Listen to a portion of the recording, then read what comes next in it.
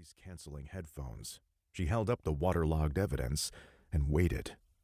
After a beat, his gaze flicked to her, then the device, then back to his screen. "Yeah, I thought that workout mix might make me power through some reps, but it sucked. All girly stuff." Meg lifted a brow at his pale, thin arms. In high school, he'd been lean and tall. She could remember staring at him from across her desk, eyeing the cornflower blue button-up school uniform and daydreaming about how he'd look as a man. Exactly the same, as it turned out.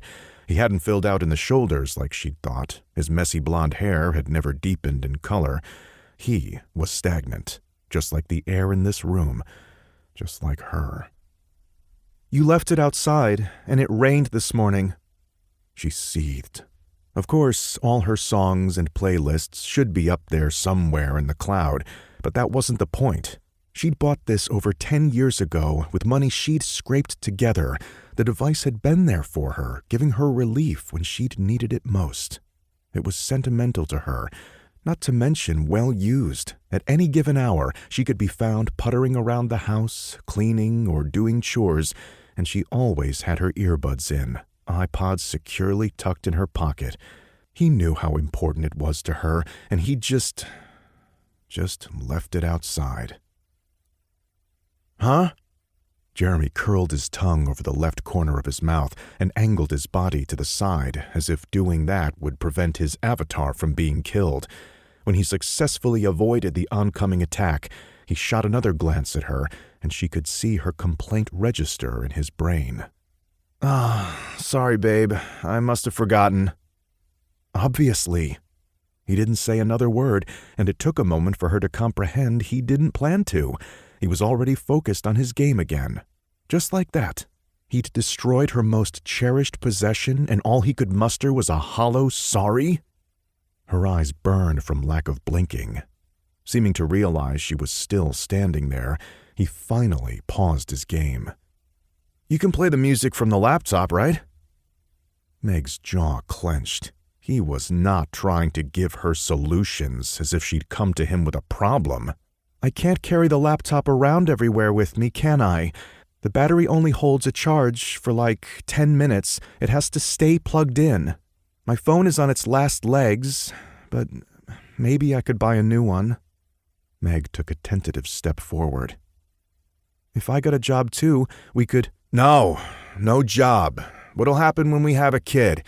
Besides, where would you even get a job? You've never worked a day in your life. I don't want you to have to worry about all that." Meg wasn't surprised at his answer. Apparently balancing their accounts, doing their taxes, and keeping their house clean inside and outside were not skills that could be put to use in a real job, according to her gopher of a husband. Her parents, in-laws, and Jeremy were of the same mind on this. She was to stay at home like a good wifey and have babies. The one and only time she'd gotten a job behind their backs, Jeremy had found out and sent her stern father to harass her at the deli counter until she'd finally thrown off her apron and allowed herself to be let out. Good women listen to their husbands. Good women are modest and obedient.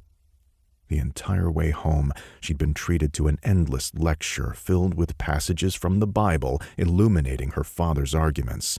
Did it matter to him she and Jeremy barely even went to church anymore? No, hypocrisy was alive and well in her father's household. Her lack of children was a continual disappointment to her family, and though they never said it outright, she knew her father's critical gaze was always assessing what she was doing wrong, how she was failing to be worthy of the blessing of a child. Still, him thinking she wasn't being devoted to Jeremy enough was better than the truth. If they knew she'd been sneaking 2 towns away to get birth control pills, her dreary life would get a lot more exciting, but not in a good way. A ping sounded from the screen, and Jeremy's eyes zoomed toward it. He kept his body facing her while sitting in the chair. Somehow, it still felt like he was turned away, though. She was a pesky annoyance, like a gnat he couldn't catch but was always trying to swat away.